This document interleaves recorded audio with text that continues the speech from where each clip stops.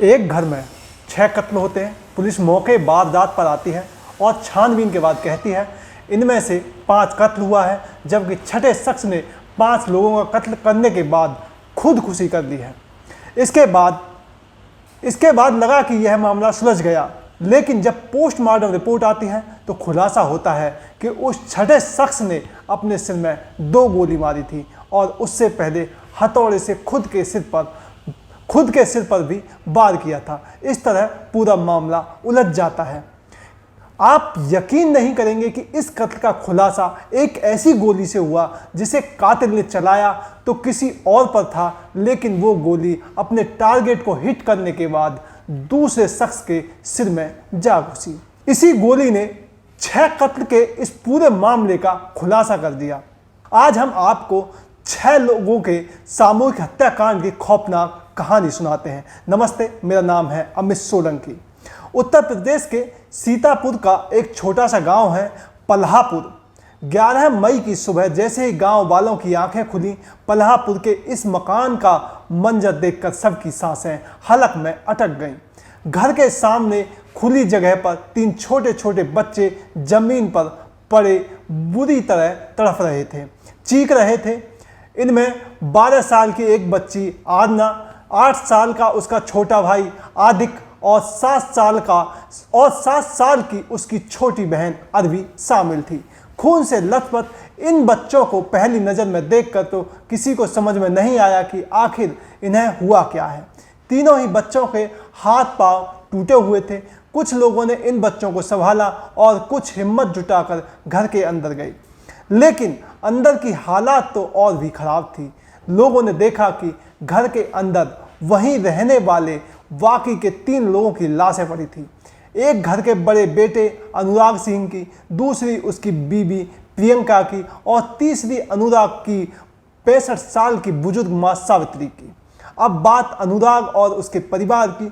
अनुराग अपने गांव में ही रहकर करीब 100 बीघा जमीन पर खेती किया करता था, जबकि उसकी बीवी प्रियंका लखनऊ में एक इंश्योरेंस कंपनी में काम करती थी।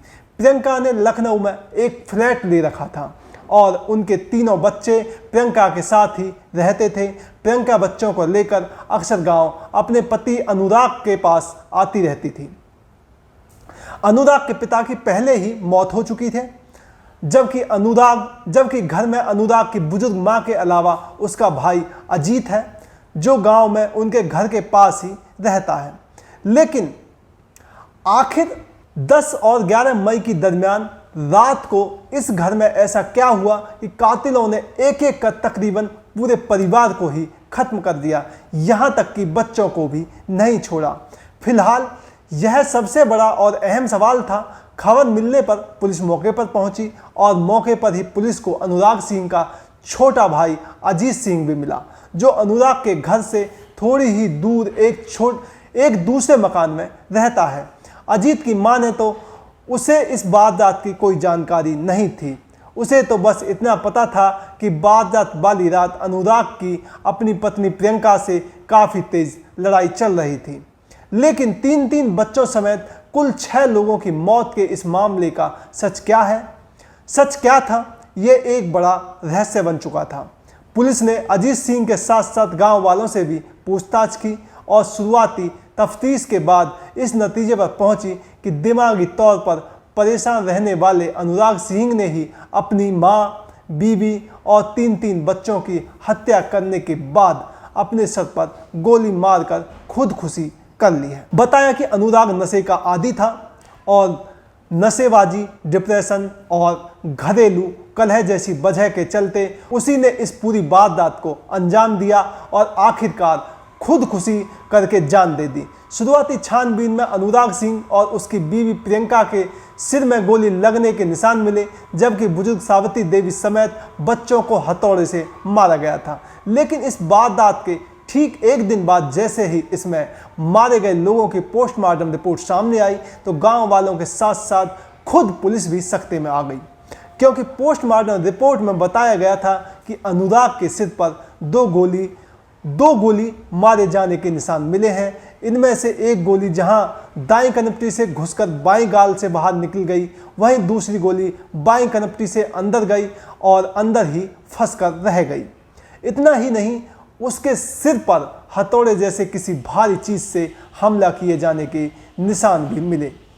ऐसे में सवाल यही था, आखिर कोई आदमी अपने सिर पर एक से ज्यादा गोली मारकर या फिर गोली के साथ साथ अपने सिर पर हथौड़ा मारकर आखिर जान कैसे दे सकता है।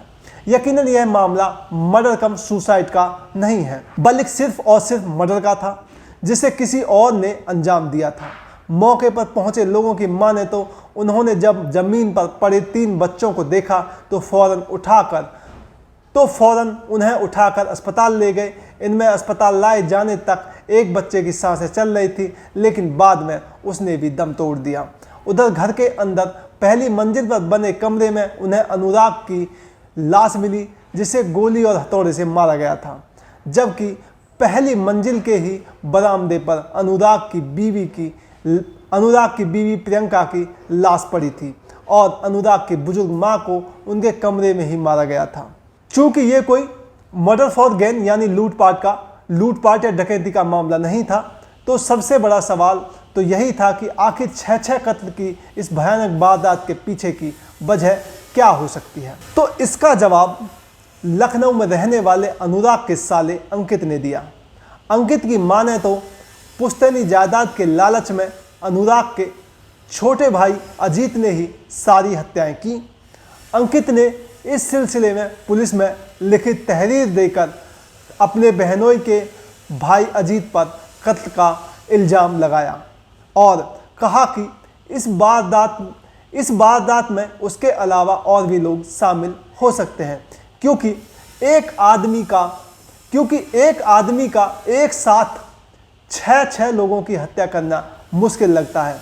अंकित ने बताया कि अनुराग का अपने भाई अजीत से प्रॉपर्टी को लेकर विवाद चल रहा था और उसी ने प्रॉपर्टी हथियाने के लिए सबको मार डाला। अनुराग के भाई अजीत ने शुरुआती पूछताछ में पुलिस को बताया था कि उसका भाई के पास चूंकि कोई नौकरी नहीं थी, वो काफ़ी परेशान रहता था और उसकी अक्सर अपनी पत्नी से भी लड़ाई होती थी और उसने इसी झगड़े में इस वारदात को अंजाम दिया। लेकिन लखनऊ में प्रियंका के पड़ोस में रहने वाली उसकी सहेलियों की माने तो अनुराग प्रियंका और अपने बच्चों से बहुत प्यार करता था, तो कभी ऐसा कर ही नहीं सकता था। जिस अनुराग पर अपने घर वालों की हत्या करने के बाद खुदकुशी करने का इल्ज़ाम लगाया था, वो तो खुद ही किसी कातिल का शिकार बना था, क्योंकि सिर में 2 गोली लगने का मतलब खुदकुशी करना तो नहीं हो सकता। कोई भी इंसान एक कर अपने सिर में 2 गोली नहीं मार सकता। लेकिन अब सवाल उठता है, यदि घर में घुसकर 6 लोगों की हत्या करने वाला अनुराग की मौत को सुसाइड ही दिखाना चाहता था, तो फिर उसने उसके सिर में 2 गोली क्यों मारी? इसका जवाब यह है कि कातिल ने गोली तो एक ही मारी थी, लेकिन दूसरी गोली गलती से लग गई। उसको इसका पता भी नहीं चला। इसी गलती से लगी गोली ने कत्ल के राज का पर्दाफाश कर दिया। पुलिस ने कत्ल के आरोपी को गिरफ्तार कर लिया। ये कोई और नहीं बल्कि अनुराग का भाई अजीत ही है, जो वारदात के वक्त घर पर ही मौजूद था। पुलिस की माने तो अजीत अपने पूरे परिवार की हत्या करने के बाद इसे अपने भाई की करतूत दिखाना चाहता था, इसलिए उसने उसके सिर में सिर्फ एक ही गोली मारी थी। लेकिन तकदीर का खेल देखिए कि उसने गोली किसी और को मारी, लेकिन कहीं और लग गई। दरअसल उसने अपने भाई अनुराग की जिस 12 साल की बेटी को मारने के लिए उसके सिर में गोली मारी थी, वो गोली उसके गले में लगने के बाद आर पार निकल गई। यही गोली फिर से अजीत के भाई अनुराग के सिर में जा लगी, उसी के सिर में बेबस होकर रह गई, जो बाद में पोस्टमार्टम के दौरान रिकवर हुई। इसी दूसरी गोली ने ये राज खोला कि ये मामला 5 कत्ल के बाद सुसाइड का नहीं बल्कि 6 कत्ल का है।